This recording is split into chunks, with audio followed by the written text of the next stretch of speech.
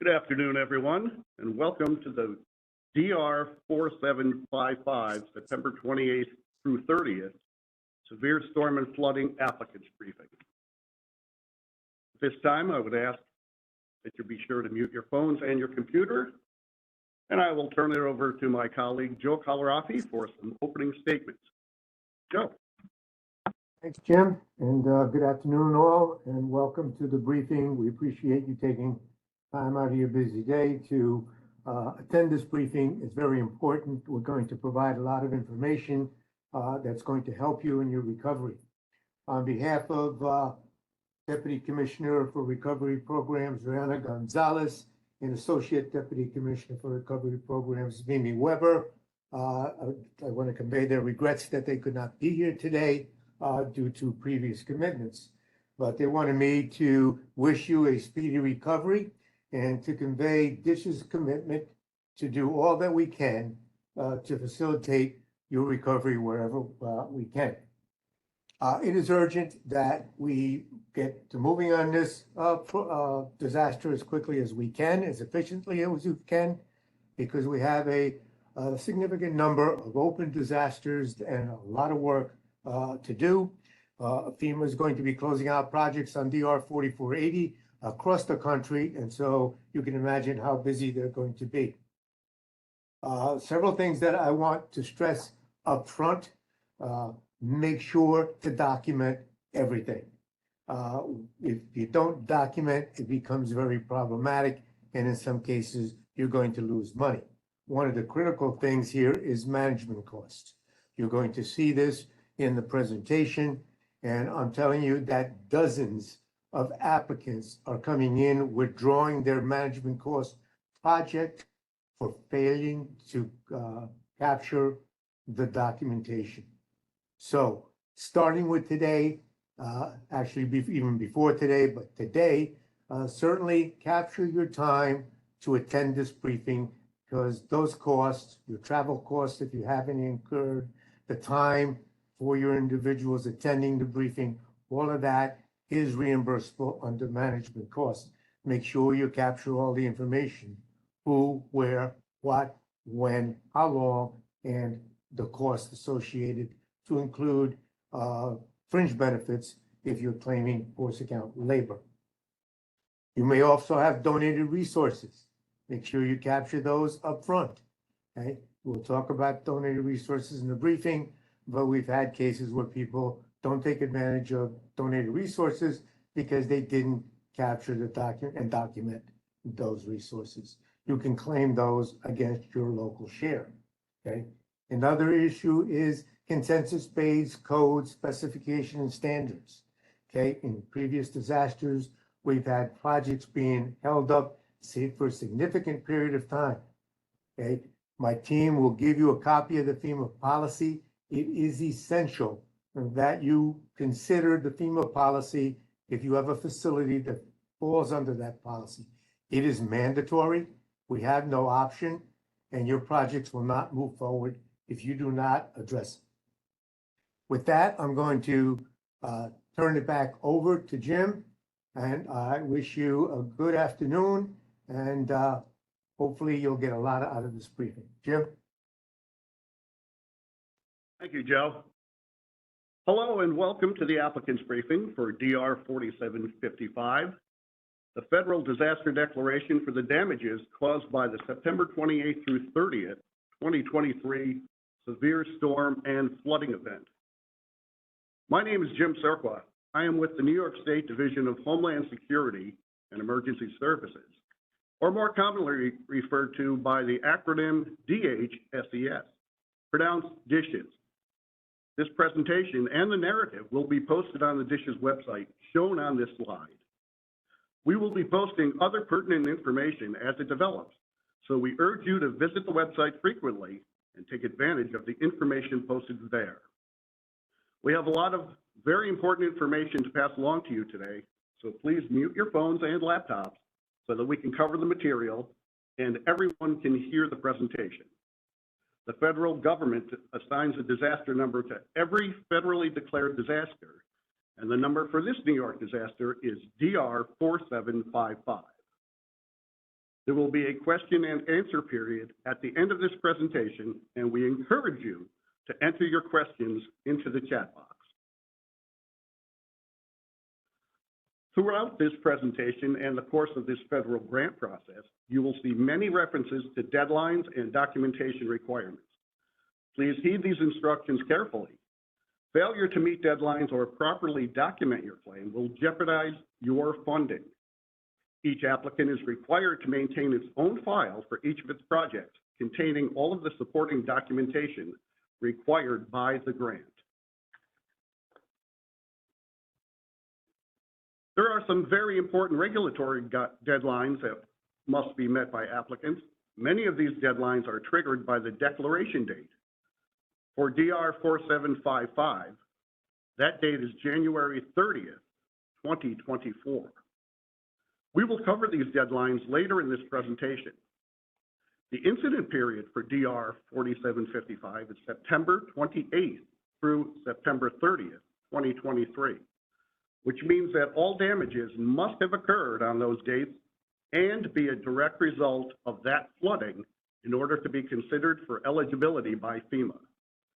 In addition, certain emergency protective measures taken in anticipation of the storm may be eligible, even if they were performed prior to the incident period. The federal cost share is set at 75%, which means applicants will incur a 25% local cost share on their projects. While in many past disasters, the state has picked up a portion of the local share, this decision has not been made at this time. The FEMA Public Assistance Program and Policy Guide, commonly referred to as the PAPA-G, in effect for DR 4755 is version 4. PAPA-G version 4 can be found on the FEMA.gov website, the DISH's website, and in the Resources tab of the Grants portal once you are approved as an applicant. PAPA-G version 4 is over 200 pages with another 50 pages of appendices. Please carefully consult the sections relevant to your projects. This slide shows the key personnel assigned to manage DR 4755. Lai Soon Yi has been assigned as the Federal Coordinating Officer. DISH's Commissioner Jackie Bray is the Governor's Authorized Representative and State Coordinating Officer. DISH's Deputy Commissioner of Recovery Programs, Rayana Gonzalez, is the alternate Governor's Authorized Representative and Deputy State Coordinating Officer. Rachel Campino will be the Disaster Assistance Manager. This map shows the counties declared for DR 4755. As you can see on the map, Kings, Nassau, and Westchester counties have validated damages over their county thresholds and are declared for DR 4755. What is public assistance? The key is to remember that the FEMA Public Assistance Program is a reimbursement program that provides financial assistance to eligible applicants recovering from the impact of the declared event, DR 4755, for the September 28th through 30th, 2023 severe storm and flooding. Proper documentation of the work performed will be crucial to an effective and timely reimbursement process. This slide shows the FEMA Public Assistance process steps. We are now in the applicant briefing phase and will cover the remaining process steps in this presentation. The next slide will address submitting your request for public assistance, or RPA.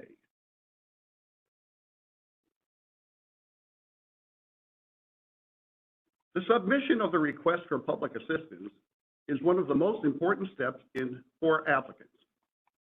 The deadline for potential applicants to submit their RPAs to DISH's for DR 4755 ends on February 23rd, 2024.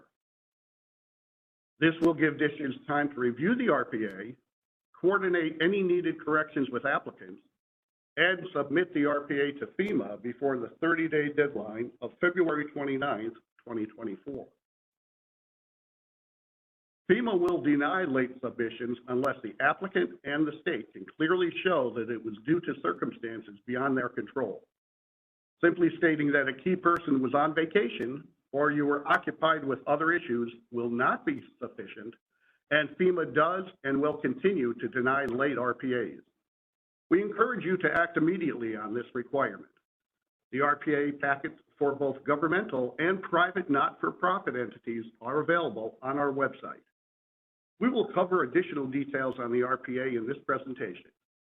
If you have questions or need assistance, please contact us immediately. Submit your RPA before the deadline, even if you are waiting to hear back from insurance or SBA, which is the Small Business Administration. Do not wait to submit or to ask for assistance if needed. As an applicant, you should immediately begin preparing your damage inventory if you have not already done so. When your RPA is approved, FEMA will assign a program delivery manager, and DISHES will assign a state disaster assistance representative to assist you through the process. They will contact you to schedule an exploratory call to discuss your damages and needs and schedule the recovery scoping meeting, which is commonly referred to as the RSM.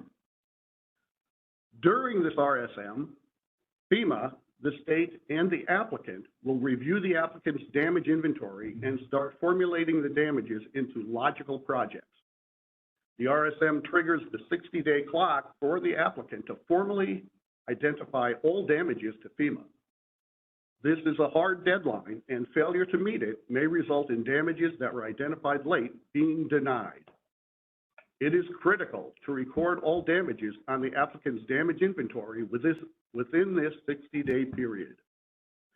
For damages identified after the 60-day period, applicants must submit a request on letterhead to the Disaster Assistance Manager.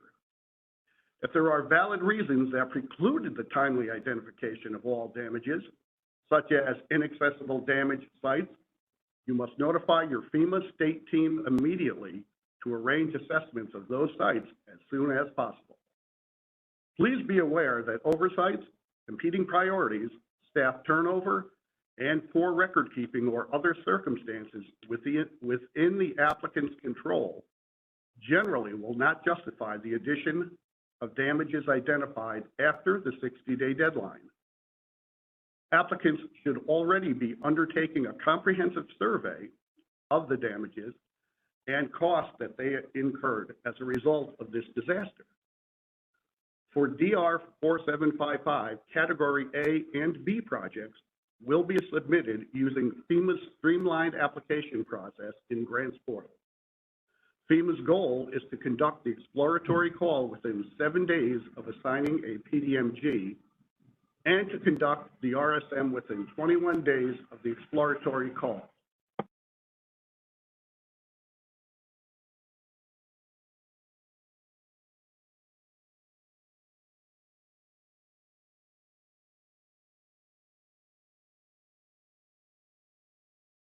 We will now cover eligibility criteria for DR 4755. This pyramid shows the tiers of eligibility. All 4 tiers must be eligible to obtain FEMA funding. We will cover all of these, starting with the bottom tier, eligible applicants. This slide shows the types of eligible applicants under the FEMA Public Assistance Program and should help you identify which category your organization falls into. State, local, and tribal applicants require only basic documentation to file their RPA. For private nonprofit organizations, commonly referred to as PNPs, FEMA requires additional documentation to begin with. PNPs must also provide documentation that shows they own or operate an eligible facility where eligible services are performed within a declared county in order to be an eligible applicant.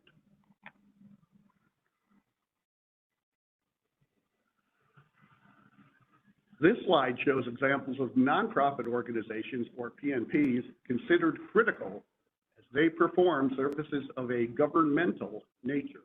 when FEMA approves a critical PNP, they are eligible for all categories of work.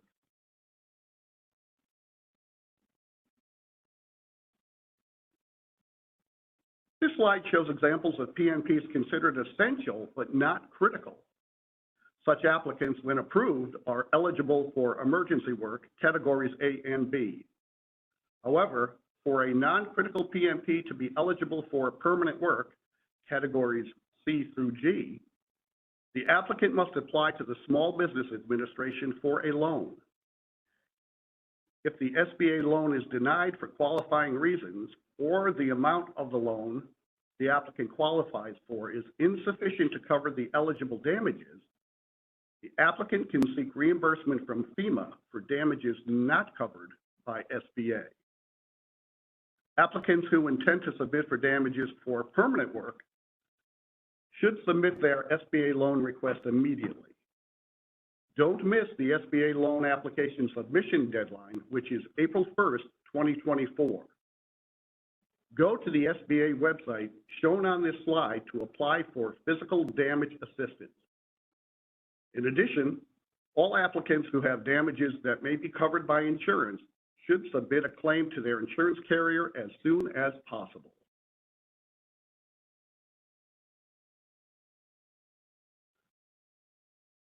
This slide shows the minimum required documentation that must accompany the RPA packet for all private nonprofit applicants. Applicants must identify the eligible services provided at their facility. Eligible PNP services are listed in the Papa G version 4. FEMA may also ask for additional information if they deem it necessary to confirm the applicant's eligibility.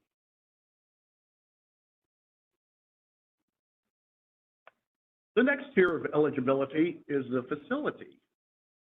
Facility is defined as any public or PNP-owned building, works, system, or equipment, or certain improved and maintained natural features. Unimproved areas, such as fields or natural stream banks, are not eligible. In order to be eligible, the facility must be the legal responsibility of the applicant, have damages caused by the September 28 through 30, 2023 flooding, be in use at the time of the disaster, and not under the authority of another federal agency. For certain Federal Highway Administration, FHWA roads, however, FEMA will cover eligible debris removal and emergency protective measures if not covered by FHWA. For a PNP facility to be eligible, the facility must have been in use for an eligible purpose at the time of the declared event. For work to be eligible for the FEMA PA program, it must be required as a direct result of the declared disaster, the legal responsibility of an eligible applicant, located in a declared county, completed within regulatory timeframes, which we will cover in a later slide, and authorized in the declaration.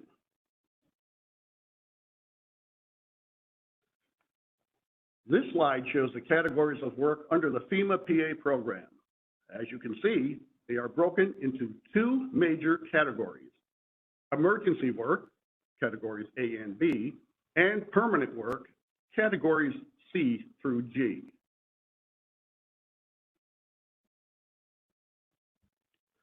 Another significant deadline initially triggered by the declaration date is the deadline for completing the work on an approved project. This is known as the activity completion date, also known as the period of performance.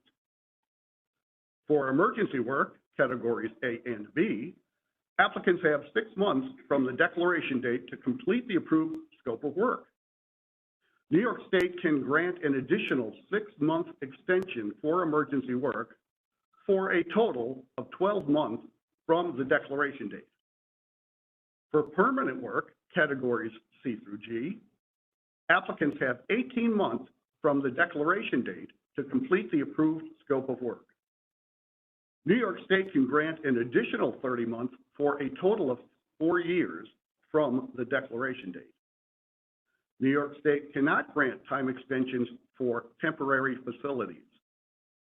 All requests for time extensions within the state's authority must be submitted in Grants Portal by clicking on the Request Extension link under the activity completion deadline in your project. You will be prompted to provide the justification for the time extension. All requests for time extensions that exceed the state's authority must be submitted in writing to the Disaster Assistance Manager, or DAM, and will be forwarded with the state's recommendation to FEMA for determination. Such requests must provide a detailed justification for the delay beyond the applicant's control, current status of the work, and a project timeline with a projected completion date. Please remember that the activity completion deadline or period of performance deadline is solely for completing the approved scope of work on the project. Project submission deadlines and closeout deadlines are addressed elsewhere in this presentation. Please refer to Papa G version 4, pages 196 and 197.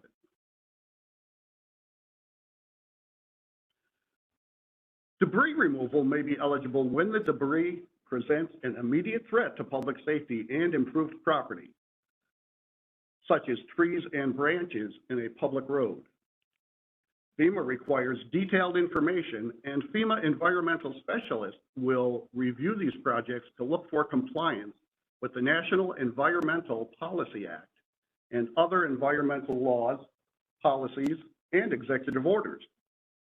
Please make sure that you document your work thoroughly to include the type of debris, amount of each type, location it was taken from, location taken to, including temporary staging sites, and the final disposition of the debris, such as whether it was chipped in place, taken to a landfill, placed in DPW stockpiles, etc.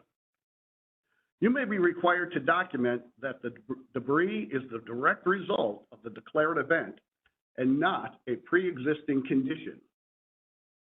Various criteria apply to different types of debris removal. For detailed information on the eligibility of debris removal, please see Papa G version 4, pages 99 through 109.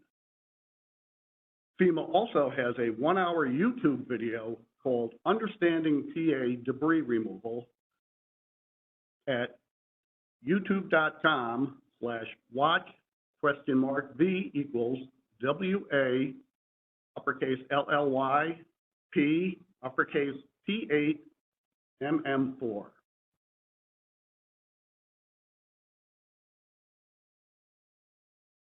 Any debris on private property is normally the responsibility of the property owner. However, the applicant may elect to remove debris brought to the municipal right-of-way by residents, and FEMA can pay for removal from that point.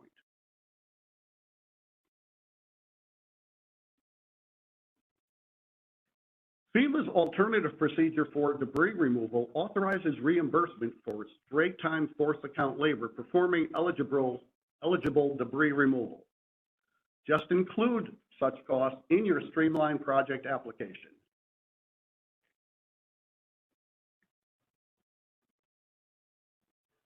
Category B emergency protective measures are measures taken before, during, and after an event that saves lives, protect public health and safety, or eliminate an immediate threat of significant damage to improved public and private property. Just a few examples of such measures are shown on this slide. Many more are addressed in the Papa G. FEMA now considers the time an applicant takes to resolve an immediate threat when evaluating whether the measure is eligible for reimbursement. Please take this into account when planning your emergency protective measures, as unnecessary delays may jeopardize your reimbursement. For details on the eligibility of various emergency protective measures, please see Papa G version 4, pages 110 through 139.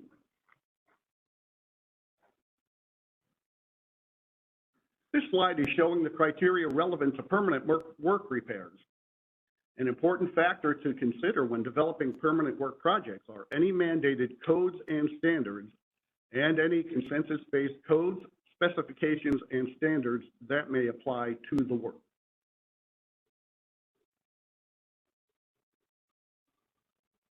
Sometimes disaster-related damages trigger repairs to a facility that go beyond restoring the facility to pre-disaster design, function, and capacity. When these improvements are mandated by formally adopted codes and standards, they may be reimbursable. Upgrades merely suggested or recommended by authorities or industry practice may not be eligible as a mandated code or standard, but they may be eligible as part of cost-effective hazard mitigation where appropriate. Please see Papa G version 4, pages 145 through 153 for criteria relating to codes, standards, regulations, and permits.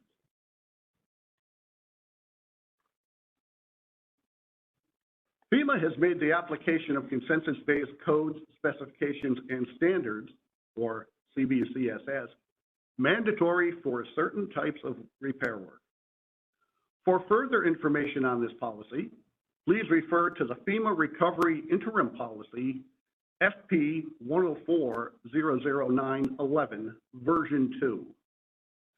The intent of mandating CBCSS measures is to increase resiliency, protect lives and property, and reduce the cost of future events.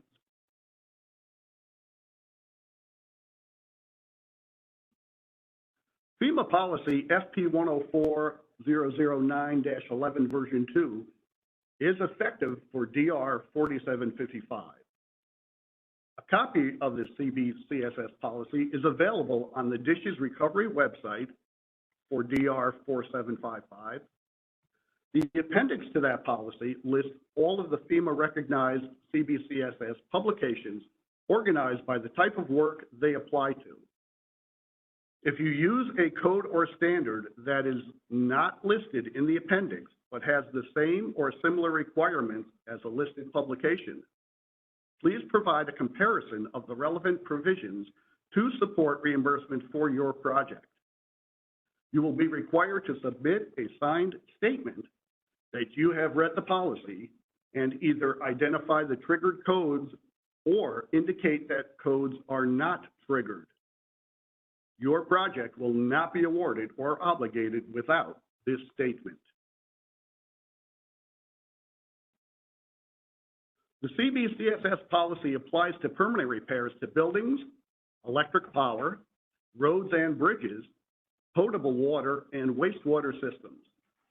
We recommend that you employ the use of an engineer to assist in determining what standards apply to any repairs that you undertake that fall into one of the CBCSS categories.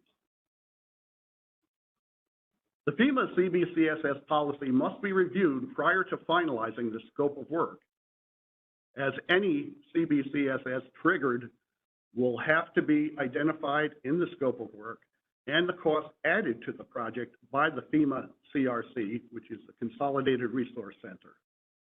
If these codes are not triggered in the repair, the applicant must attach a signed statement to the project, documentation attesting that they have reviewed the FEMA policy and CBCSS does not apply. If consensus-based codes are triggered, the applicant must clearly identify the applicable codes and add them to their scope of work. FEMA will require, once the project is completed, the applicant must attach to the project documents section in Grants Portal a written, signed, and stamped certification from an engineer or other qualified individual that any applicable CBCSS codes have been applied. The engineering costs are eligible for reimbursement if they are reasonable and necessary. Again, we urge that you consult with an engineer if you have any damages to these type of facilities. Your project cannot be closed without this certification.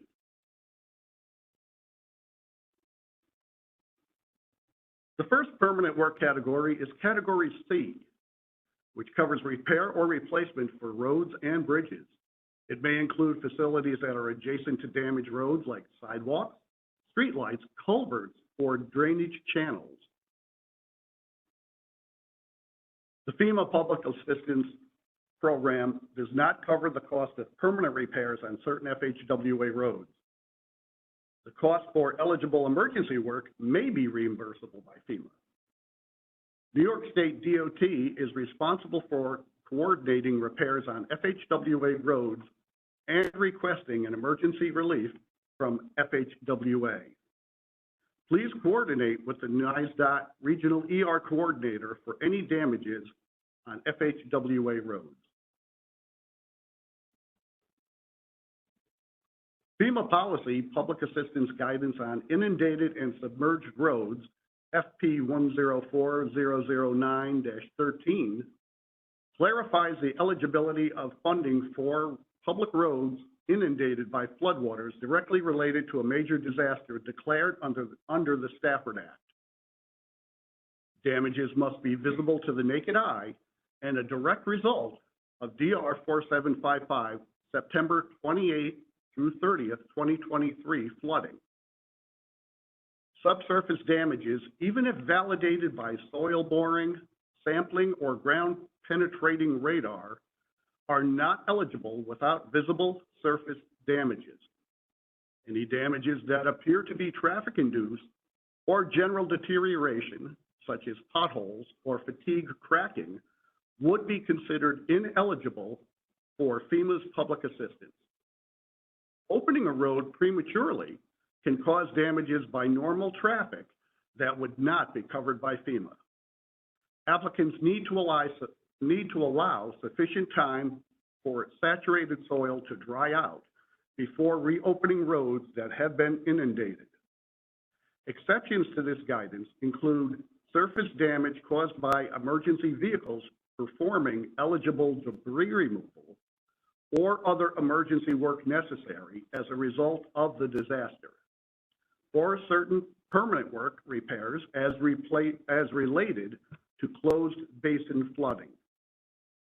A copy of the Public Assistance Guidance on Inundated and Submerged Roads Policy is available on the Dishes Recovery website under the DR 4755 webpage.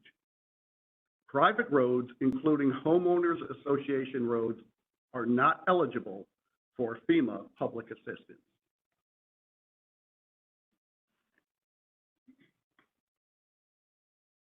The next category of permanent work is Category D, which encompasses water control facilities such as dams, levees, canals, and spillways. As with all categories of work, it is important to document damages related to the declared event and be able to distinguish them from pre-existing conditions. For example, storm runoff may contribute sediment to an engineered channel. To be eligible for reimbursement, the applicant will need to document the pre-disaster capacity of the facility and show regularly scheduled maintenance. FEMA will only reimburse for removal of the sediment directly attributable to the declared event.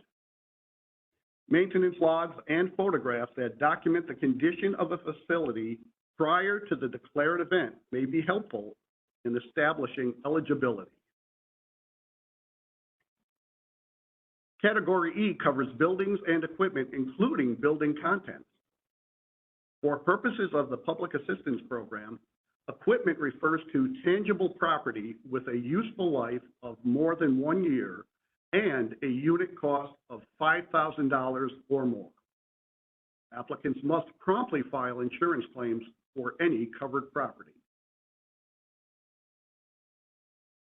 Category F covers public utilities such as power distribution systems, water and sewer systems, and wastewater treatment plants. The final category is Category G, which covers parks, recreational facilities, beaches, municipally owned rail systems, and any other eligible damages that are not covered by the other categories of work. Special considerations cover several elements that can require significant attention to avoid jeopardizing reimbursement. We will cover each of these elements in this presentation, but you should also discuss them with your assigned FEMA state team as you develop your projects to ensure they are addressed appropriately in the context of your specific claims.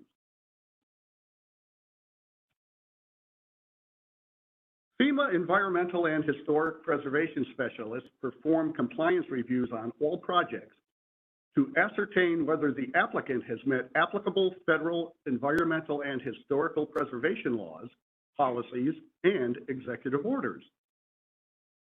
These reviews typically occur prior to project obligation and again at closeout. Applicants must obtain all required permits for their projects from the appropriate regulatory agencies, which may involve the United States Army Corps of Engineers, the New York State Department of Environmental Conservation, and other agencies. See Papa G version 4, pages 141 through 144 for additional information. Please pay particular attention to these requirements as FEMA can deny funding on your project for non-compliance. Again, if you are not sure about what you can or cannot do, please ask for guidance before you act. Applicants must comply with both federal and state legal requirements. While some state requirements, such as the State Environmental Quality Review Act, or SECRA, mandate certain procedures, they are not identical to federal requirements, and you must still ensure that the requirements of the National Environmental Policy Act, NEPA, are met. For example, in a past disaster, a school relocated a building and conducted the SECRA process, but failed to complete the NEPA review, and FEMA deobligated the $500,000 project. So again, we urge you to make sure you follow all the requirements and ask for guidance if you are not certain how to proceed.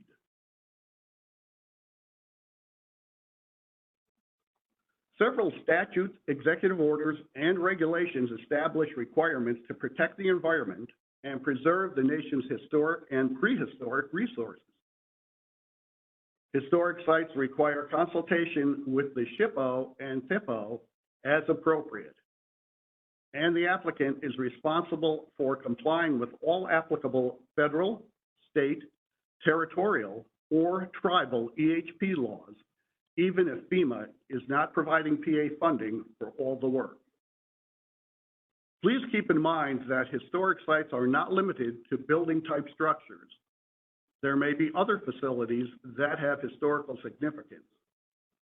Any structure that is 45 years or older must be reviewed by the State Historic Preservation Office, known by the acronym SHPO or SHPO, and sometimes by the Tribal Historic Preservation Office, known by the acronym THPO, before repairs can be made. An applicant needs to make every effort to afford FEMA the opportunity to perform EHP reviews prior to the start of construction for any permanent work project. Proceeding with permanent work before FEMA completes EHP reviews jeopardizes PA funding. Applicants must provide adequate supporting documentation for these projects, and it is the applicant's responsibility to substantiate eligibility of their work and cost. It bears repeating that applicants should seek appropriate guidance before proceeding, as failure to comply with all applicable federal, state, territorial, or tribal EHP laws may result in loss of funds and potential penalties that could cost you as the applicant dearly.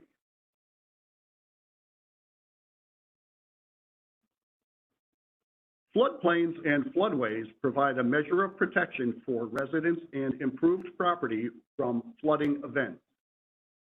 Floodplains allow rising floodwaters to dissipate along the area adjacent to the waterways, and floodways are the conduits for removing the water following the flood. Wetlands protect the environment and provide some protection from high water events. Performing any work in these areas is severely limited. Please make sure that you are aware of these areas within your jurisdiction and you follow all appropriate guidelines. See Papa G version 4, pages 149 through 151. Again, seek guidance before you act. The Coastal Barrier Resource Act requires consultation with the New York State Department of State and imposes strict limitations on construction and repairs within those areas covered by the Act.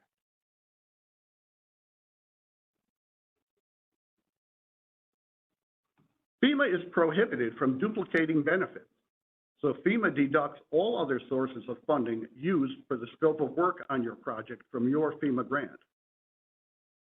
The most common additional funding source is insurance. However, any other source, such as federal or state grants and monetary contributions from any source, public or private, must also be deducted. The Public Assistance Program also imposes a mandatory obtain and maintain insurance provision on all insurable damages that exceed $5,000. See Papa G version 4, pages 144 through 145.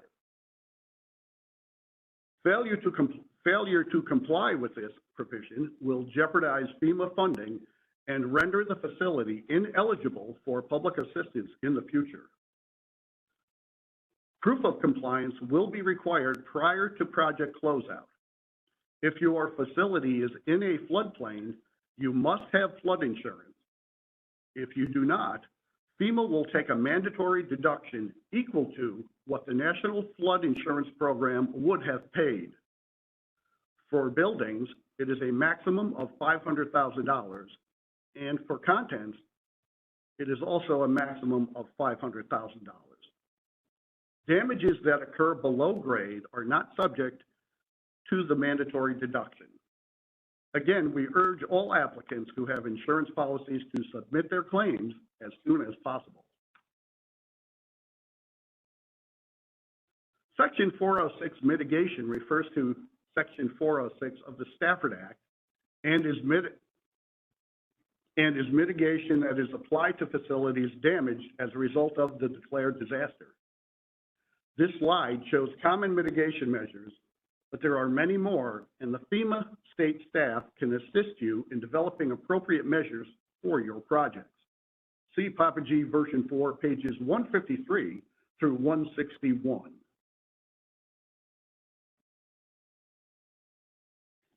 Hazard mitigation has proven to be very effective in reducing damages from future events and reducing the cost to applicants and taxpayers. We are strong proponents of mitigation and recommend that applicants consider applying mitigation to their permanent work projects whenever it is cost effective and makes good sense. FEMA mitigation specialists will be available to provide guidance on developing appropriate mitigation measures.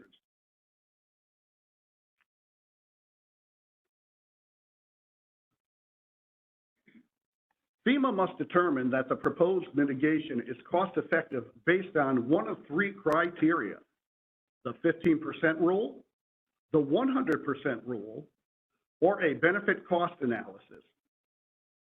Mitigation costing 15% or less of the cost to repair in kind is generally deemed cost-effective.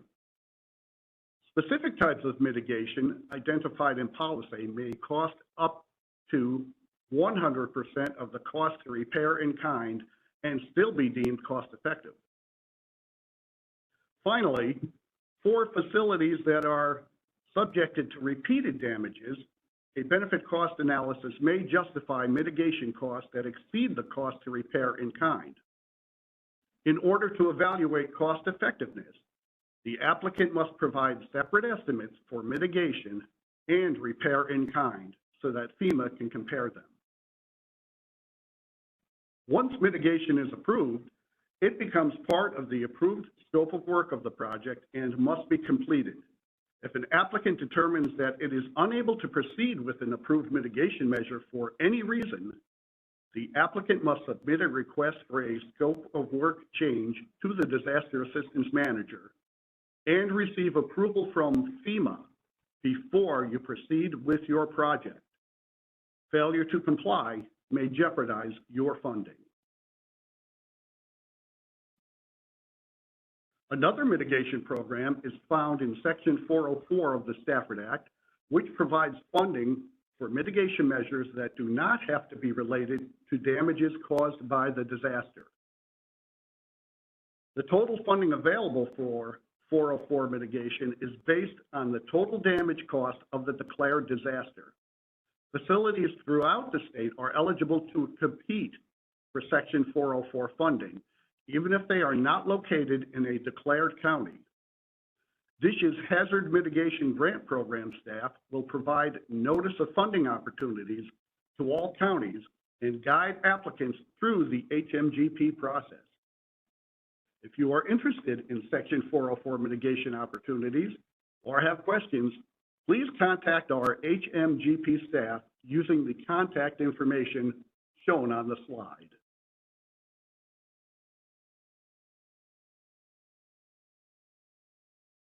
The final tier of eligibility is eligible costs. These include the cost for your own employees, equipment, materials, and supplies purchased or taken from stock and properly contracted services to perform eligible work.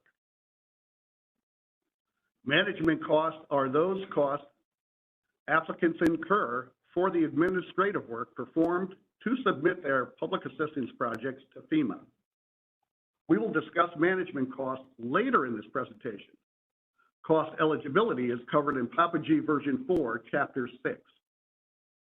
FEMA will review every project to ensure the work performed was reasonable and necessary to address disaster-related damages, and will apply the appropriate deductions for any funding received for the same work from other sources, such as insurance proceeds.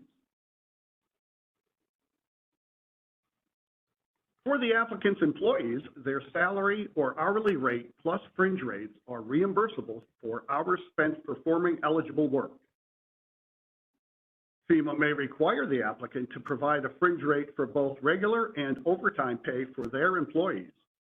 For emergency work, the applicant's budgeted employee costs are generally eligible only for overtime while engaged in eligible emergency work. There is an exception, however, for debris removal, where the applicant can also claim reimbursement for straight time. For temporary employees performing eligible emergency work, both straight time and overtime are eligible. For permanent work projects, both straight time and overtime are eligible for all the applicant's employees engaged in performing the approved scope of work. Force account and labor costs are covered in Papa G version 4, pages 68 through 72.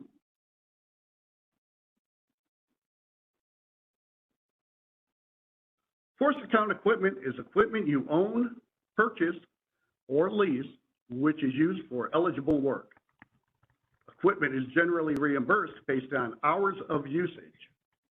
FEMA gives credit for a full workday if equipment is used for half the regular workday or more. For example, a DPW worker drives a truck with a trailer and loader to a project site and then uses the loader to work at the project for 5 hours, loads it back on the trailer, and drives back to the DPW yard. The truck and trailer are only credited with the actual hours in transit to and from the project site. But the loader that was used for 5 hours can be credited for a full workday since it was used for more than half of the workday. FEMA cost codes establish hourly equipment rates.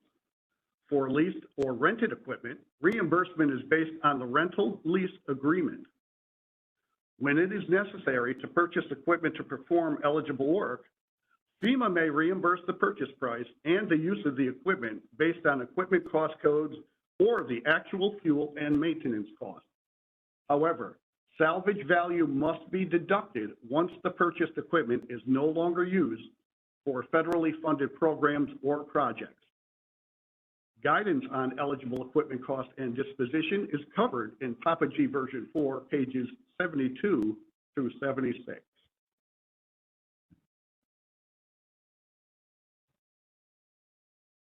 Force account materials such as road flares, emergency blankets, or rations, road salt, gravel, construction material are those you use from your stock or purchase for the eligible project.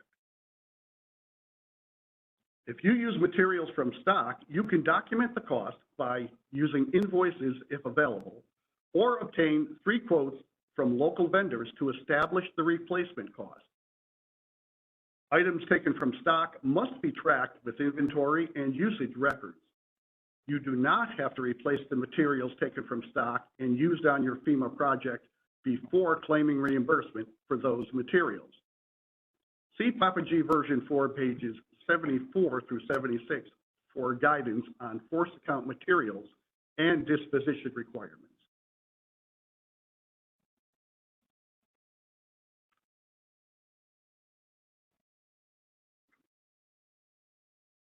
Donated resources are labor, materials, and/or equipment donated by a third party. For emergency work, categories A and B, the value of donated resources can be credited to the total combined local share of all the applicant's emergency work projects. For example, the applicant has 5 emergency work projects totaling $500,000. The total local share of the 5 projects would be $125,000. If the applicant assumes the entire local share, the applicant can claim up to $125,000 in donated resources. For permanent work, however, donated resources can only be applied to the project they are donated for. For example, the applicant has a permanent work project for $100,000 and receives $40,000 in donated materials that are used on the project. The applicant can only apply $25,000 of that material since the local share on the project is $25,000. The remaining $15,000 cannot be used to offset the local share of another project. Please be certain to document all details relevant to donated resources. For more information on donated resources, please check with Papa G version 4, pages 88 through 92.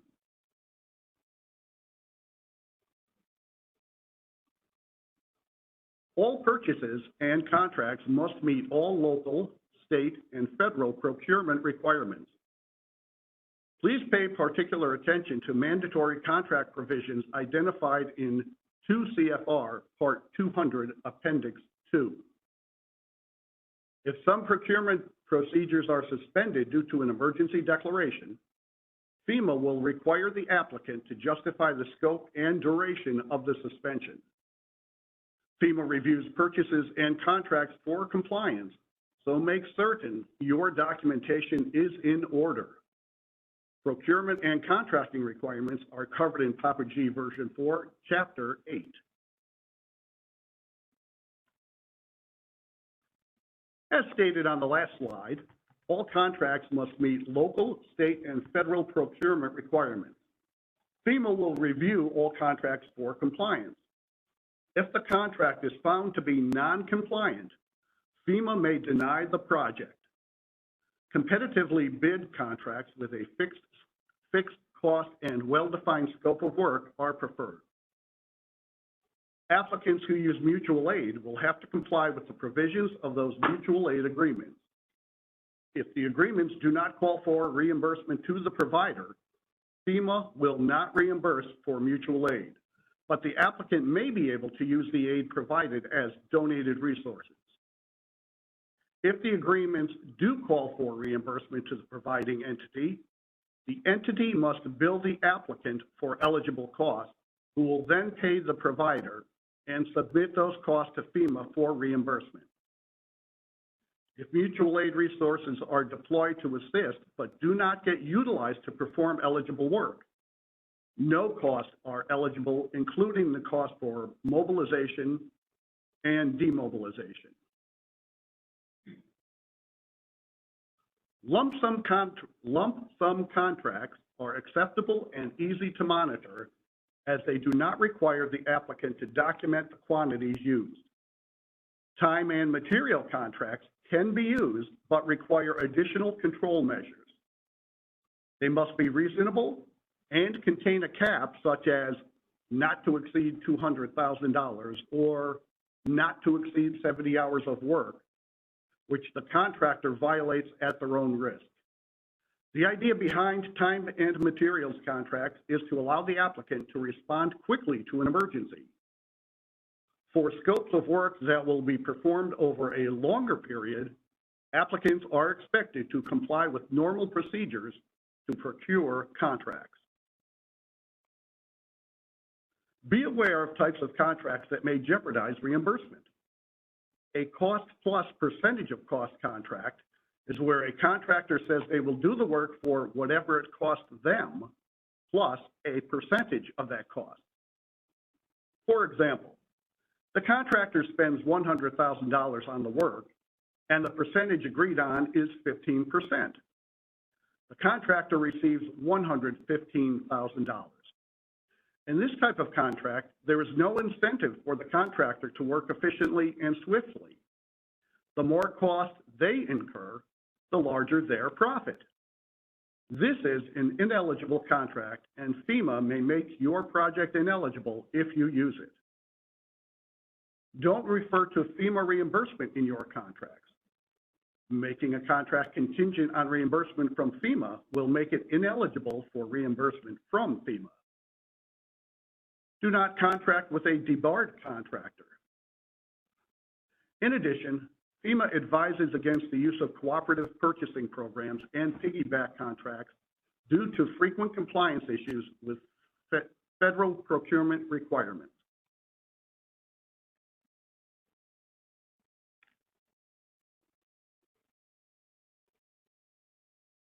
Federal procurement regulations have a requirement to actively solicit minority and women-owned business enterprises. The requirement does not mean simply putting a notice in your newspaper as part of your bid process. For example, language in a publication that says MWBE enterprises are encouraged to reply does not satisfy the requirement to actively solicit them. You need to identify MWBE contractors in your area and show active solicitation via email, telephone contact, or regular mail, and invite them to bid on your project. Failure to do so may make your project ineligible.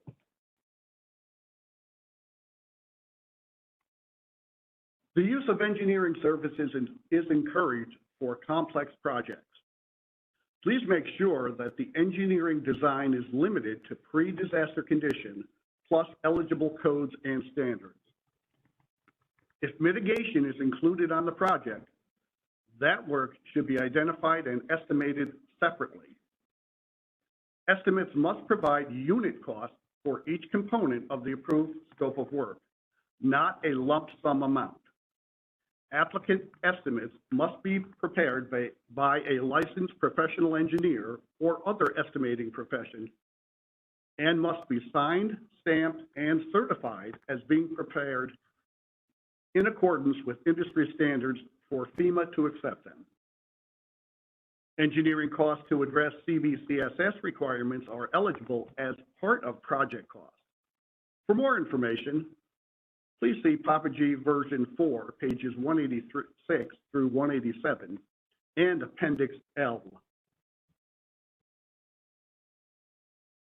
Next, we will discuss Category Z projects. FEMA will reimburse an applicant's direct and indirect administrative costs incurred for submitting and processing its FEMA projects. Reimbursement is based on actual documented administrative costs and is capped at 5% of the total of your obligated projects minus donated resources projects. Please submit your streamlined project application for Category Z management costs in Grants Portal. Applicants must submit full documentation of management costs at closeout. The federal share on Cat Z projects is 100%, subject to the 5% cap based on 100% of the total obligated projects, not on the 75% federal share. The management cost policy is contained in FEMA's interim policy 104-11-2, public assistance management cost interim, and FEMA's public assistance management cost standard operating procedures. There is also guidance on this process available in the resources section of Grants Portal. This slide shows some of the eligible management costs. Please begin capturing your administrative costs, including the cost incurred to attend today's applicant briefing.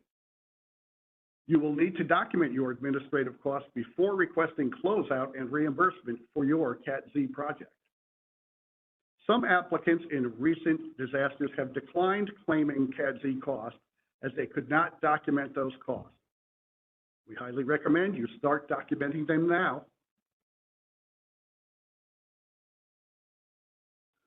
Reimbursement can only be claimed for management costs incurred during the applicant's authorized Cat Z period of performance, which is defined by whichever of the following occurs first: 180 days after the applicant completes its last non-management cost project, or 180 days after the latest performance period of the applicant's non-management cost project, or 8 years from the date of a major disaster declaration. Currently, the activity completion deadline period of performance for Cat Z projects in Grants Portal may be incorrect. You must use the period of performance criteria discussed on this slide to understand when the deadline for submitting your Cat Z project for closeout is triggered. DISHES must submit its recommendation on the applicant's Cat Z closeout to FEMA within 180 days of the expiration of the applicant's Cat Z period of performance. So applicants should submit all their Cat Z closeout documentation to DISHES within 90 days of their Cat Z period of performance.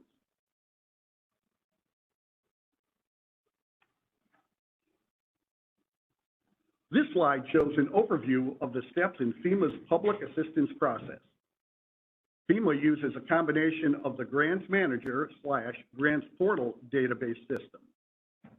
Grants Manager is the FEMA side of its database, and Grants Portal is the DISHES and applicants side.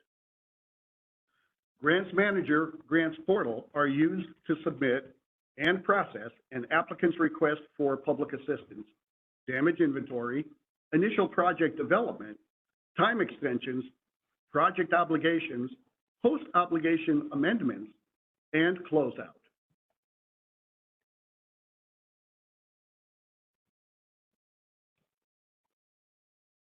There are 4 phases of the PA projects under the FEMA's delivery model. Each phase contains multiple steps.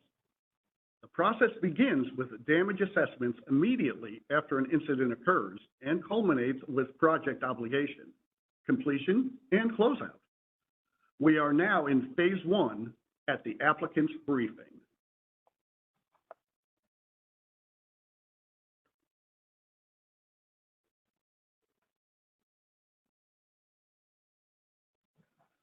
To participate in a FEMA disaster, applicants must establish a Grants Portal account. Grants Portal is the applicant side of FEMA's Grants Manager database, where FEMA projects are now developed and processed. Many applicants have already established Grants Portal accounts as a result of participating in the COVID-19 declaration, DR 4480, or other recent declarations. All projects and documentation are now submitted through Grants Portal. Once an RPA is approved, you can proceed with the recovery scoping meeting and start to formulate projects in Grants Portal. For emergency work, category A and B, emergency protective measures, there is a streamlined application format in Grants Portal for applicants to utilize. Applicants must create their damage inventory list for all permanent works projects.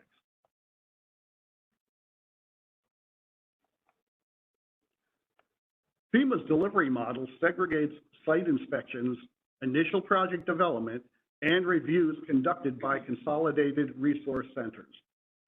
DISHES assigns disaster assistance representatives, or DARs, to all applicants to assist you with your recovery.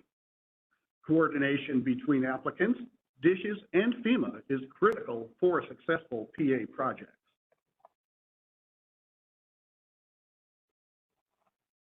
Recovery may involve a variety of complex projects and issues. Both FEMA and the state employ personnel to assist applicants with more complex projects.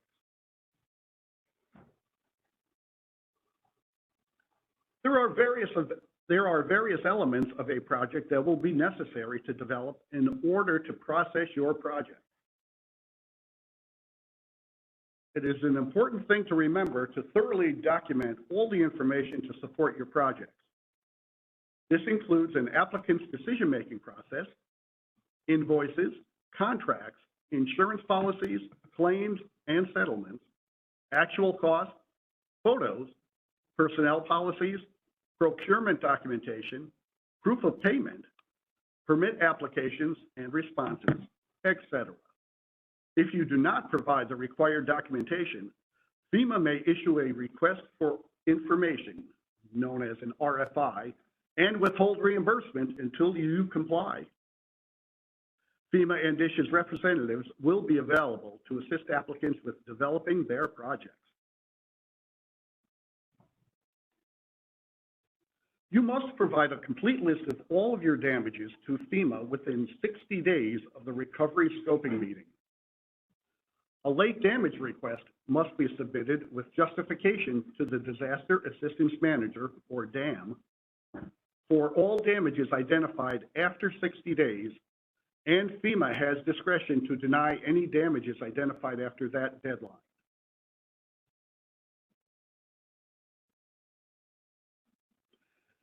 This slide lists the normal site inspection process.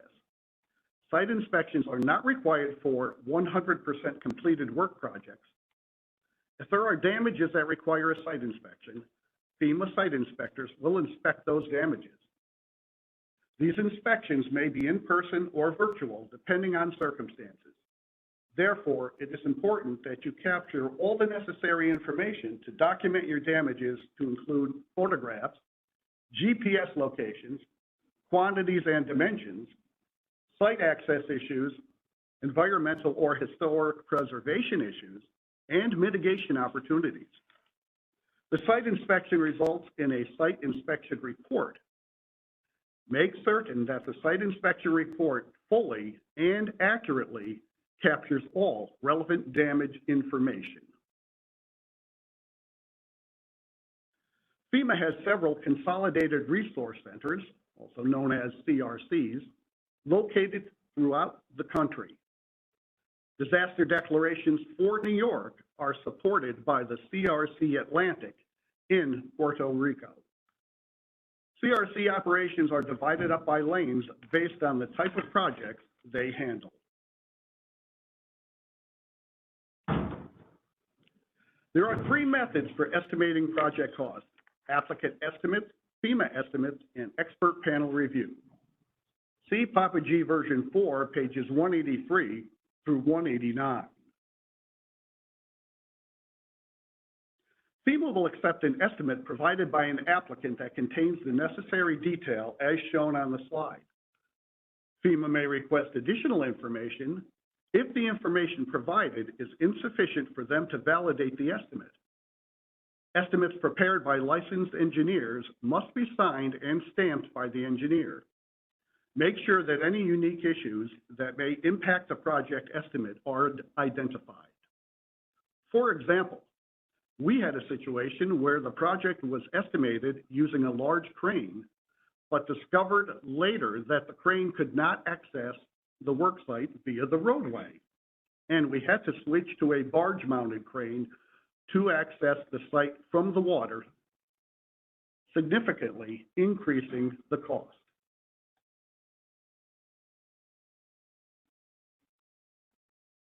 FEMA prepares estimates using the cost estimating format for work on a large project that is less than 90% complete at the time the estimate is prepared.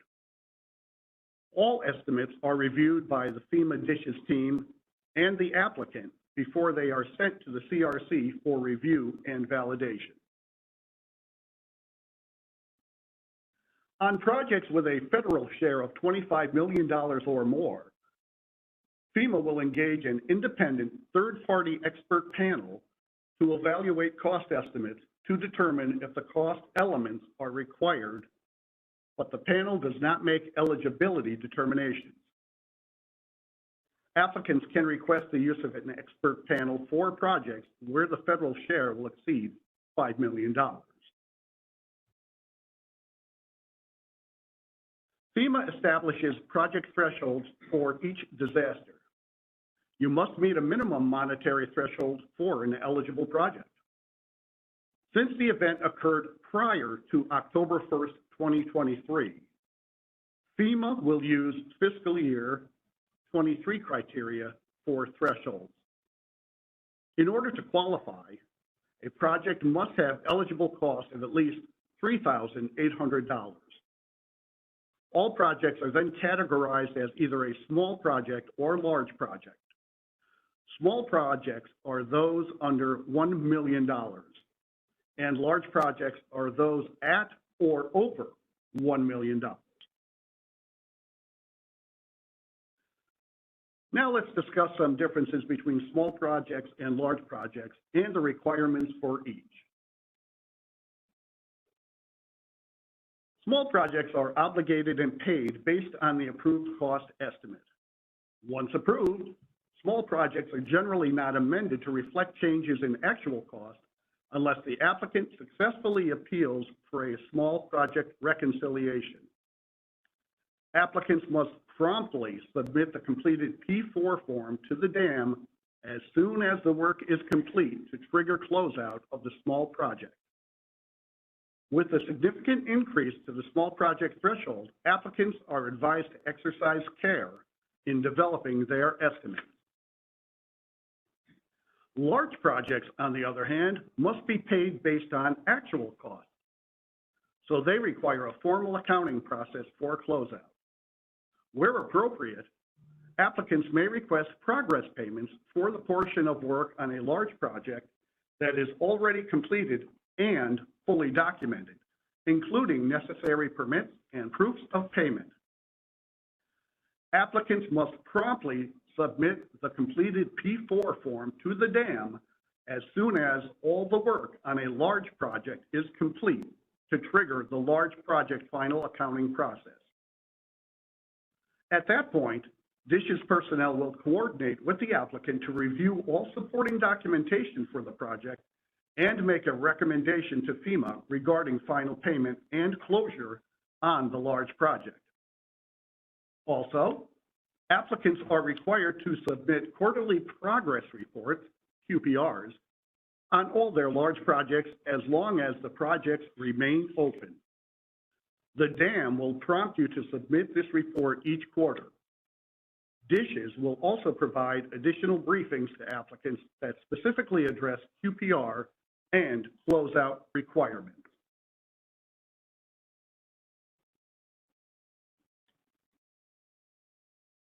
There are several standard items that FEMA typically deems necessary to support most projects. When you are working on developing your projects, make sure you have the necessary documentation. Again, we cannot stress enough the importance of documenting all your actions and costs in support of your projects. Failure to do so will jeopardize your FEMA funding. FEMA has established a standard sampling policy for situations where a significant amount of documentation supports the project. Applicants will provide summary lists for each category, and FEMA will select an appropriate sample. The sample size will be 105 documents per category. Applicants will be required to provide 100% of the backup documentation for any category that has 105 documents or less. Capped projects offer some alternatives to traditional repair-in-kind projects. The three types of capped projects are alternate projects, improved projects, and Section 428 projects. In each, funding is capped at the estimated cost to repair in kind, but the approved scope of work allows some flexibility. We will discuss each of these options on the upcoming slides. If an applicant decides that they do not want to repair a damaged facility and can demonstrate that it is in the best interest of the community to use the funds for a different purpose, they may request an alternate project.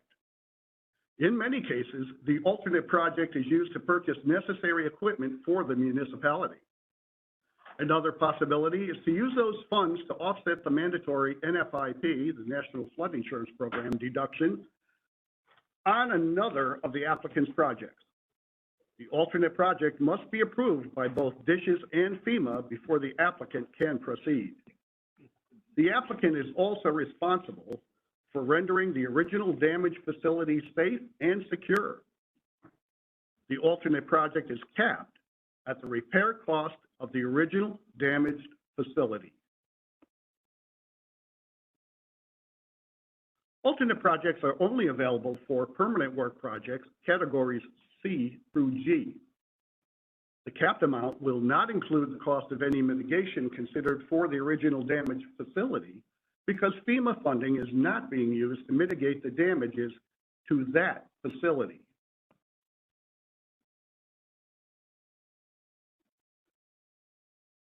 Another option to traditional repair-in-kind projects is a scope of work that goes beyond returning the facility to pre-disaster condition in order to enhance the facility to meet the applicant's current needs. An improved project is appropriate when it is not possible to separate the cost of eligible repairs from improvements being made in conjunction with those repairs. For example, a municipality seeks to restore a damaged two-bay firehouse and simultaneously upgrade it to a three-bay firehouse under a single construction contract. FEMA may approve this scope of work, but will only reimburse up to the amount it would cost to return the facility to pre-disaster condition. Applicants may request an improved project only for permanent work projects. Keep in mind that the improved project must be approved by DSHS and FEMA before the applicant can proceed with the work. Additionally, if the applicant wishes to apply mitigation to the project, FEMA will only pay for the mitigation on the damaged portion of the facility. The improved project is capped at the cost of the original repair plus approved mitigation on the disaster damaged portion of the facility. The entire project is subject to FEMA EHP review, including the portion of the work that is not being funded by FEMA.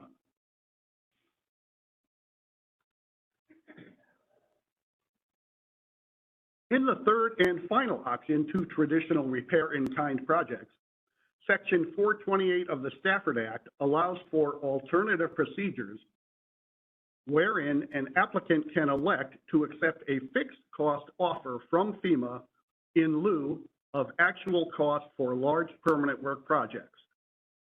There are some benefits to this program, but also some downsides. On the benefit side, it allows for some flexibility in performing the repairs and does not require tracking of materials to each specific damaged site. On the downside, if you run into unforeseen complications that cause you to go over budget, you cannot go back to FEMA for additional funds. If you are considering this option, please advise your FEMA state team immediately so that we may provide you with detailed information before you make a commitment. Applicants must accept a fixed cost offer within 18 months of the disaster declaration date, which for DR 4755 is July 30th, 2025.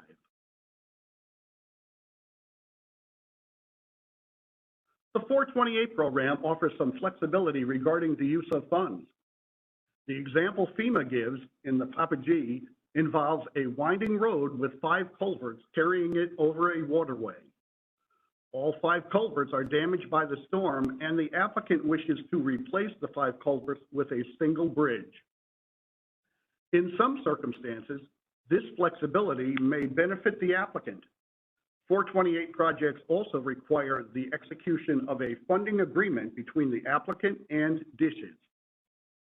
There are some drawbacks, such as limitations on appeals that will be discussed later in this presentation. Again, if you are interested, notify your FEMA state team so you can receive appropriate guidance prior to making your final decision. The Recovery Transition Meeting provides an opportunity for the applicant to review their projects with FEMA and DISH's field personnel in order to make sure that all eligible damages and work undertaken has been captured in one or more projects and submitted into Grants Portal. It is at this point that you will be transitioned to the DISH's Disaster Assistance Manager, who will then be your primary point of contact for any further actions that may be necessary, including scope of work change requests, quarterly reports, time extension requests, and closeout. When FEMA obligates your project, you will receive a project obligation notification form from DISH's in the form of an email with attachments. It will include a copy of your approved project and the P4 form you will use to certify project completion. Please make sure you promptly return this form as soon as your project is complete, so DISH's can submit it to FEMA and have the project closed in the system. Receipt of the project obligation notification email also starts a 60-day clock for any appeal of that obligation, so please review the approved versions of your projects promptly and closely when you receive the notification, and make sure everything is in order. If it is not, please contact the dam immediately. Please note, your project may be completed prior to the funding being obligated to it. Please be sure to send the P4 for these projects upon obligation. All projects must be closed. Generally speaking, small projects do not require a formal accounting, but the applicant must submit the signed P4, the project completion and certification form, to the dam immediately when the project is complete. Please track your projects carefully and submit the P4 as soon as each project is completed. For large projects, submitting the P4 triggers a formal accounting process. The applicant must submit the signed P4 immediately upon completion of the large project and be prepared to provide all supporting documentation for the project. Please coordinate with your dam and manage your projects to ensure compliance. DISH's will offer additional briefings to applicants focusing on the quarterly progress reporting and closeout processes.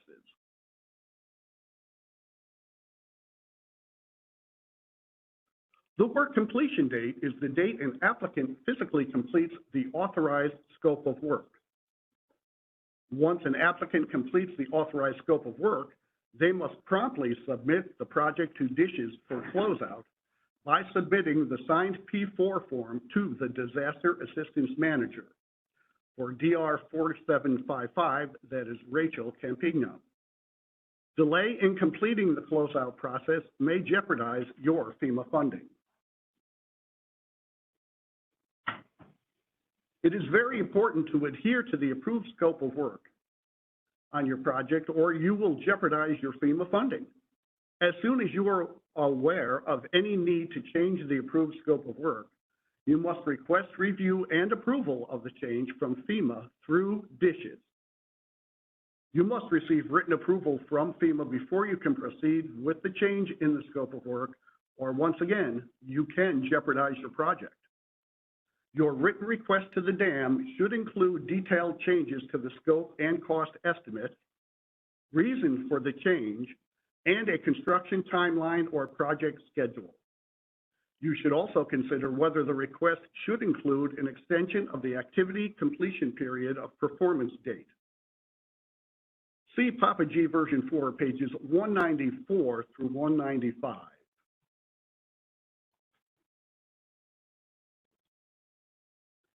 FEMA regulations impose deadlines for submission of the supporting documentation required to close a project out. Applicants have 90 days following the end date of the approved period of performance for their project to submit all required supporting documentation for that project to DISHES. Failure to provide the documentation within the required period will likely result in loss of funding, so please make sure that you are tracking your projects and comply with these requirements. A DISHES czar may be assigned to assist with your large project closeout. If you have any questions at any time, please contact the dam immediately.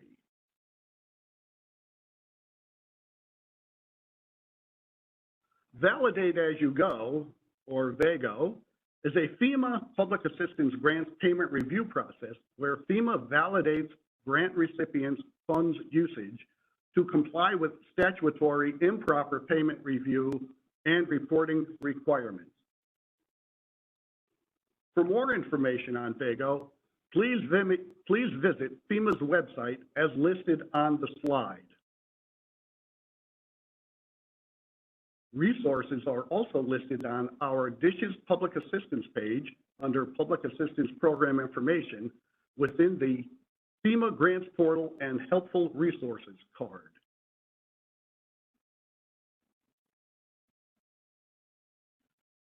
FEMA may disallow costs and recover funds based on audit or review findings during or after the performance of the project to ensure compliance with PA program requirements. If funds that have been dispersed to an applicant are subsequently disallowed by FEMA, DISHES will recover those funds from the applicant and remit them to FEMA.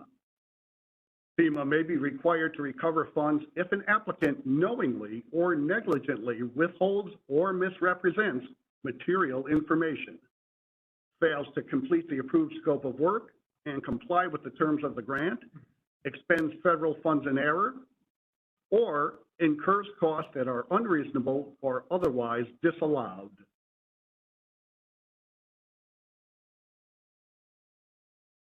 Applicants may appeal any FEMA determination within 60 days from the date of FEMA's transmission of the determination, such as the project obligation notification or a FEMA determination letter or memorandum. This 60-day deadline is for submitting your complete appeal package to DISHES in Grants Portal, not just a notice of intent to appeal. The DISHES appeals team can assist you in developing your appeal if you promptly request our help. The small project reconciliation is a particular type of appeal. If you find that the estimate or cost on your small projects combined were insufficient, you may file an appeal for a reconciliation.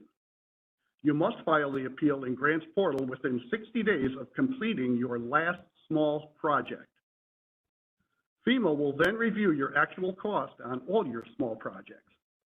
If there is a net cost overrun on all your small projects combined, FEMA may obligate the additional funds.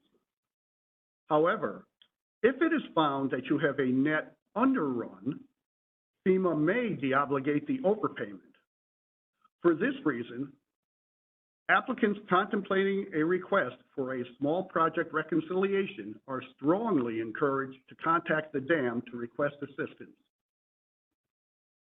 Exercising care in estimating small projects can minimize the need for these appeals, especially in view of the increase of the small project threshold to $1 million.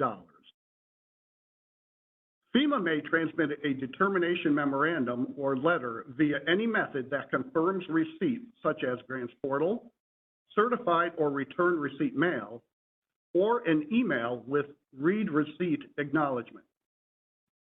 For DR 4755, all appeals must be submitted electronically using FEMA's Grants Portal system. Accepting a Section 428 project limits the applicant's right to appeal that project. If you are considering a Section 428 alternative procedures project, please confer with DISH's staff regarding the parameters of 428 projects before making a commitment. There are two levels of appeals within the FEMA Public Assistance Program. The first level of appeal is to the FEMA Regional Administrator, which in our case is Region 2 with offices in New York City. The second level of appeal is available if the first appeal is unsuccessful and it goes to the FEMA Assistant Administrator for the Recovery Directorate in Washington, D.C. An applicant can elect to go to arbitration in lieu of second appeal if certain criteria are met. Please discuss this option with the DISH's appeals team if you are interested. While the applicant can elect to have legal counsel and expert witnesses in arbitration, those costs are not reimbursable. Applicants pursuing arbitration must file their petition directly with the Civilian Board for Contract Appeals, not with DISH's or FEMA. Please consult the board's rules if you are considering arbitration. Again, the DISH's appeals team is available to assist when promptly requested. Here are some pitfalls to avoid. Please make sure that you follow all the procedures, guidelines, and regulations, and as we have said through this presentation, if you are not sure of anything, raise the question to your dam and get an answer before you proceed.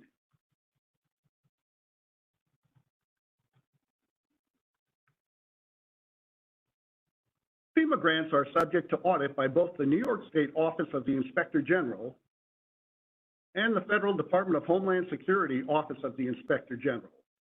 You must be able to produce the backup documentation on all your projects should you be audited. The documentation uploaded into the grants portal does not meet this requirement. You must maintain a complete file in your office on each of your projects.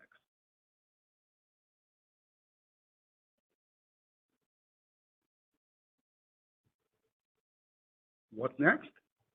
You will need a grants portal account. Submit your request for public assistance so DISH's can create your account for you, and you can be approved as an applicant in DR 4755. Once your RPA is approved, FEMA and state personnel will be assigned to assist you in the development of your projects.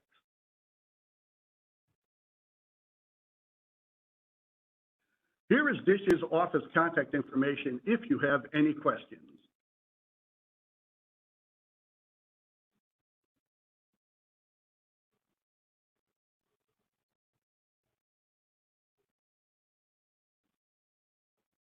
Now, this last slide contains some additional resources for you to consider should you need more information on the recovery process. And I will leave this up here for a moment.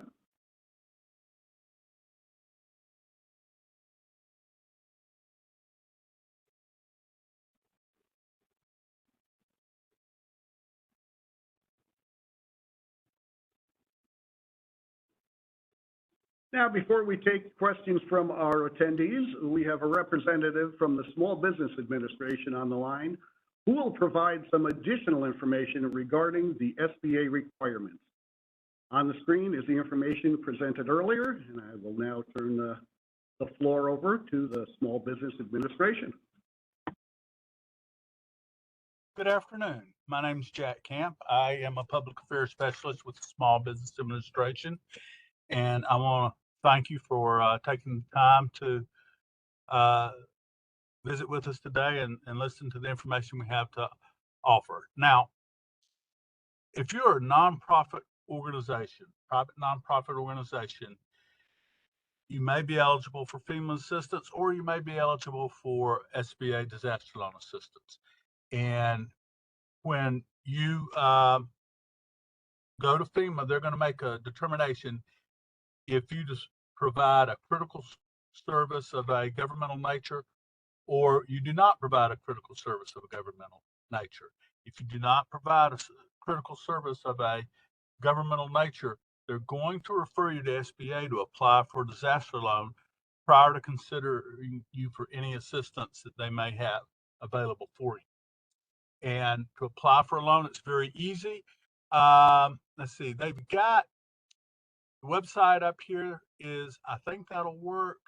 It's old. The actual website, it's actually easier for you to remember. It's sba.gov/disaster.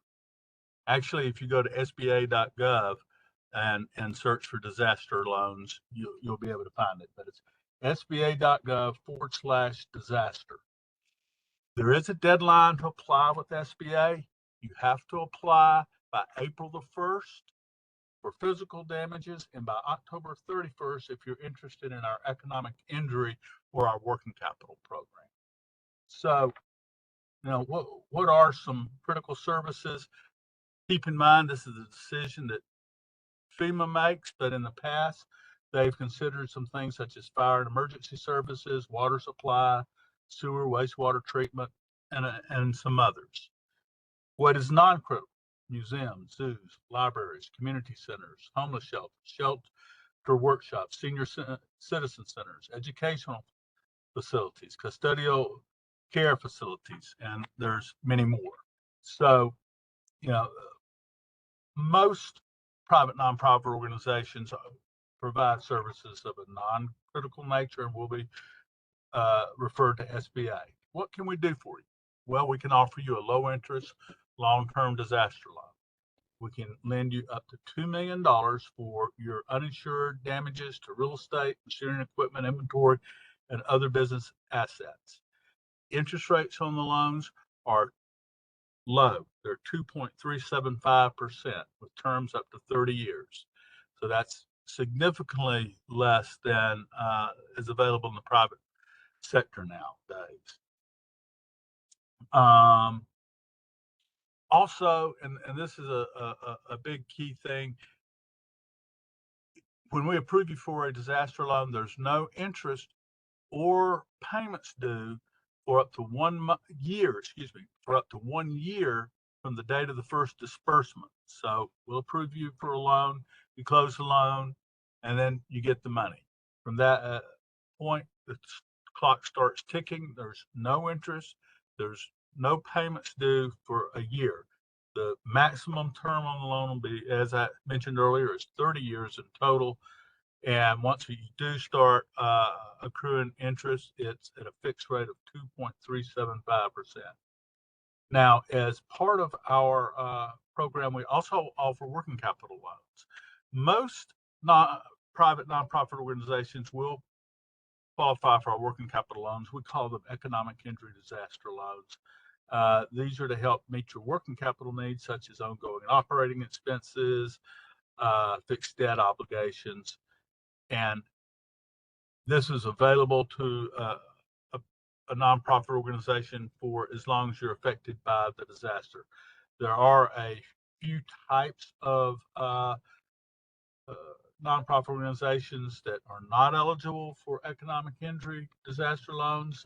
That would include houses of worship or churches, synagogues, etc., similar institutions. One aspect of the program, they talked about mitigation earlier.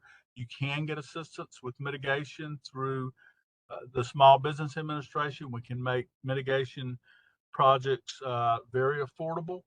We can lend you up to 20% of your total verified physical losses for mitigation improvements that reduce the likelihood of damage in a future disaster. Now, as I said, to apply, you go to sba.gov/disaster. Please apply by April 1st of 2024. If you have any questions, you can call our 800 line. That's 1-800-659-2955. 1-800-659-2955. You can also reach us at disaster customer service at sba.gov. Send an email just all one word, disaster customer service at sba.gov. And as I say, this is for the severe storms and flooding back in September. It's 28th through the 30th. It's just like, the FEMA eligibility is for the same event. And I'll be happy to take any questions anyone has at this point. Thank you.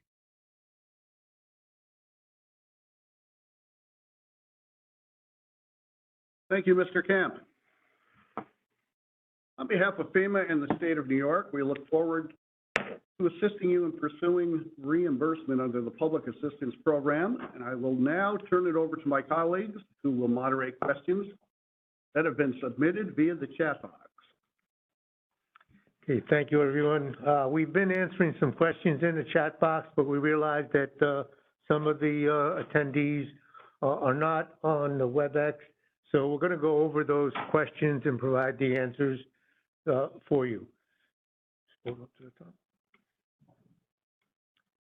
Okay, the first question that was in the chat box.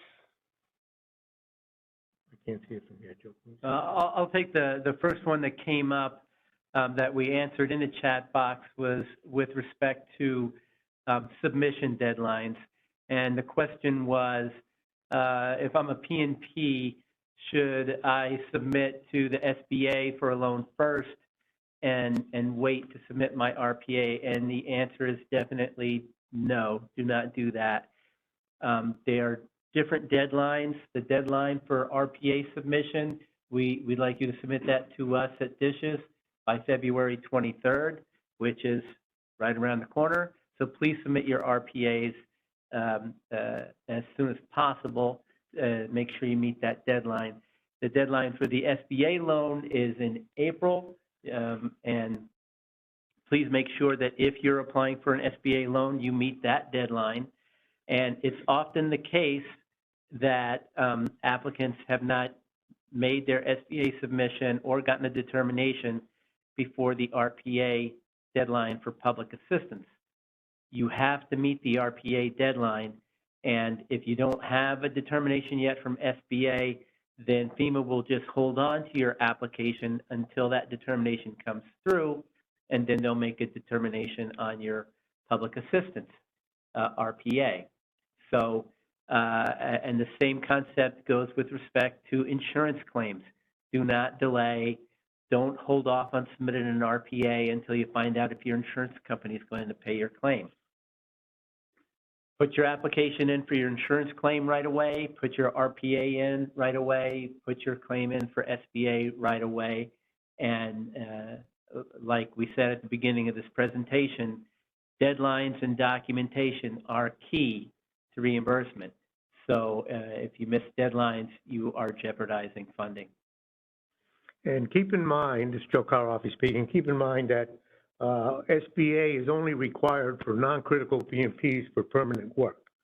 So if you're a non-critical PMP and you have emergency work, debris removal or emergency protective measures, you should submit your RPA request quickly, because that does not require SBA. Okay? If all you have is permanent work damages, then yes, still submit your RPA, but FEMA will not act on it until you get an SBA decision. The next question in here is, it's from Krista Madsen, want to make sure A is available to either municipality applicants and individual citizens. And that is incorrect. This is a public assistance program. It is not available to individual citizens. It is available to public municipalities, and as we've been discussing, some PMPs. Next question from Scott. What about damages done in other counties such as Queens, Dutchess, etc.? Will there be funding released for these areas? No.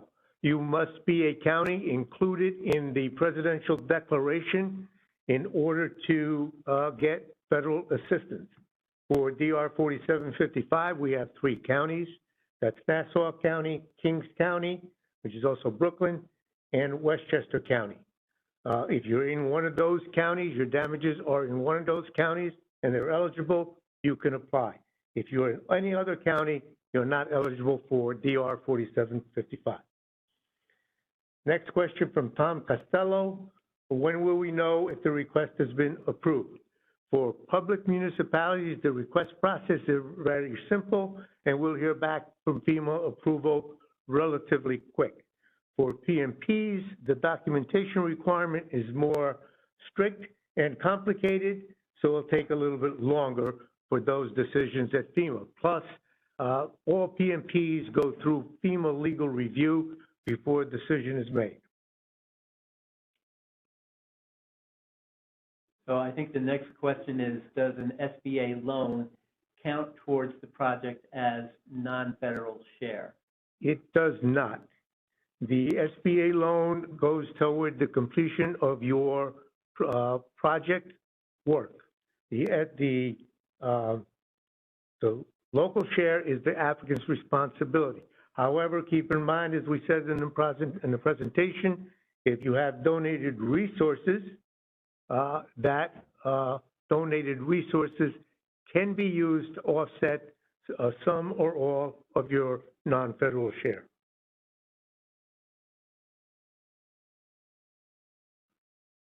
Does anyone see any other questions in the chat box? To clarify that donated resources are not just materials, but also donated time. Yeah, that was a clarification from Wayne Furman, one of our DARs. Donated resources can be materials, they can be personnel, labor, and they can be equipment that is used for eligible work. I set an example in there, I believe, in a response that equipment, for example, you have a local construction company that is going to loan you or give you the use of a truck so that your municipality can move debris. The use of that truck is considered a donated resources. You'll go to the FEMA cost codes for that particular vehicle, the hourly rate, and claim that vehicle as donated resources. Again, for donated resources, for management costs, for basically everything that you do, you must document it. You must know what, who, when, where, and how it was done. All of that needs to be captured so that when you get your project together, FEMA can make a quick eligibility determination and we can get it obligated and the funds is passed to you.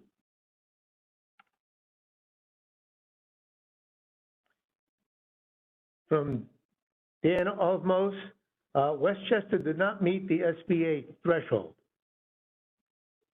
That's strange. I'll have to check on that, Dan, because how could you meet your federal threshold and not the SBA threshold? We'll look into that. Okay. However, Well, if a non-critical, Dan, well, you were not- trying to say something? Well, yes. Westchester is included in this disaster declaration, so they can apply for a nonprofit in Westchester can apply at sba.gov/disaster. We cover the same counties that are covered under the FEMA's declaration for public assistance. Now, what may be a little bit confusing, and there was a question I think earlier, did I hear somebody ask about assistance for private companies or individuals? Yeah, there was whether individuals were eligible as That's- well as municipalities. That's right. And this is a little bit of a unique situation because FEMA did not declare a disaster for individual assistance. So none of FEMA's assistance for individuals is available for this particular incident. However, the state did come to SBA and ask for a disaster declaration, and they qualified in Kings and Nassau County for the same event, severe storms and flooding on September 28th and 30th. The deadline, that declaration was declared a little bit earlier, and the deadline is actually come and gone for physical damage. It was February 2nd. Our disaster loan program was available. I think right now somebody went to our portal the same one that we're using for the nonprofits, sba.gov/disaster, for the next like 2 days. They would probably be able to apply for a loan. Beyond that, though, they would not be able to. It's pretty much the same loan program as I described earlier. The interest rates are a little bit different. They're 2.5%, as low as 2.5% for homeowners, and as low as 4% for businesses. But most everything else is the same. But your private nonprofits, if it met the FEMA threshold, it met the SBA threshold, and they can apply to us. Okay, thank you. Dan, almost, does that clarify your question?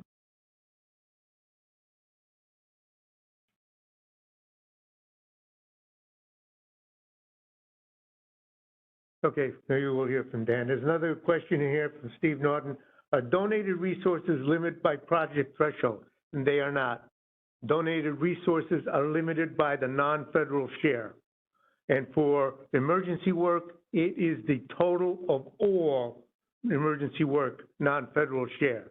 If you have donated resources on a permanent work project, it is strictly for the federal share of that project only.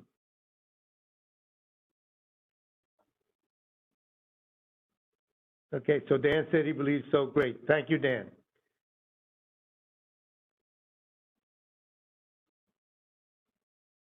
Will FEMA, this is from Dorothy Colheim, will FEMA assist if an applicant elects not to use SBA loan?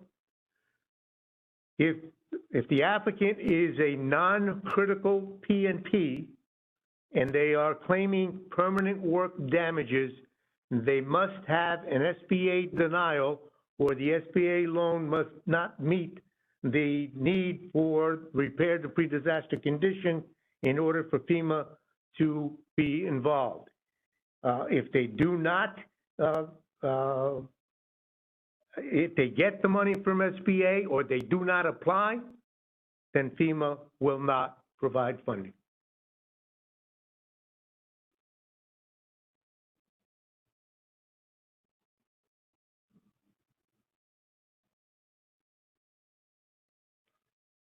Do we have any more questions out there?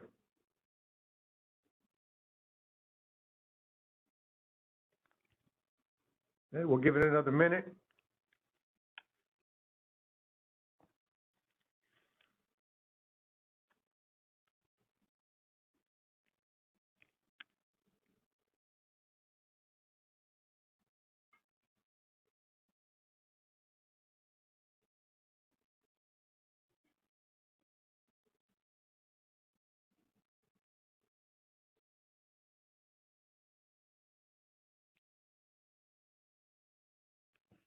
Okay, I see nothing there.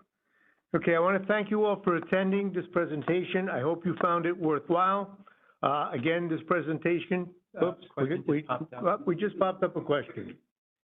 It's from Kara McGooligan.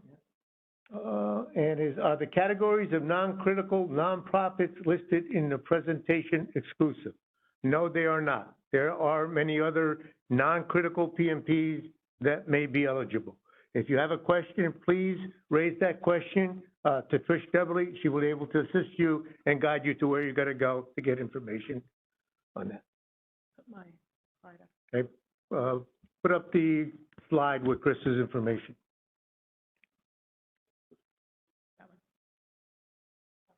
Okay. All right, any further questions?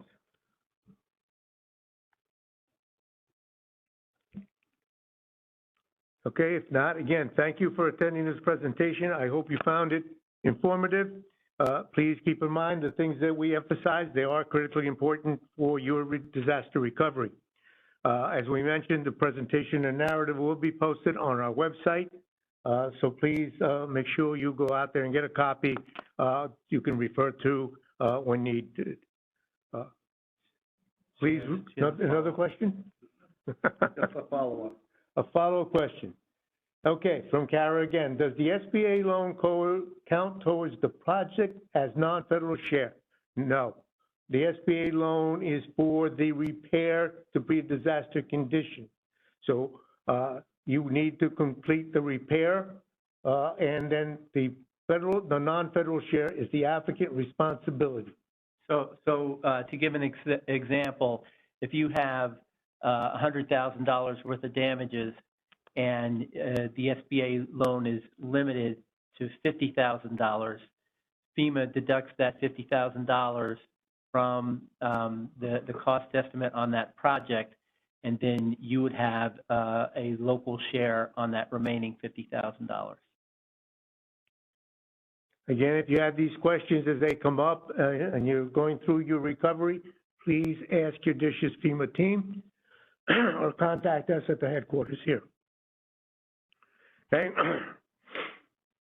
Which is the last thing I was going to say. Contact us if you have questions or need assistance prior to your FEMA DISH's team being assigned. Once you are assigned a DISH's FEMA team, that will be your primary point of contact. Please utilize those resources. They are very experienced and talented individuals and can answer most of the questions and provide guidance. If not, they will certainly elevate them to our level, and we will then provide guidance.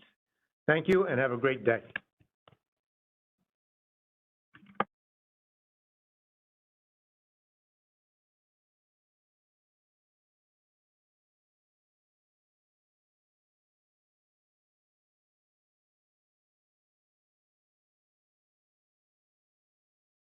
Thank you for inviting us.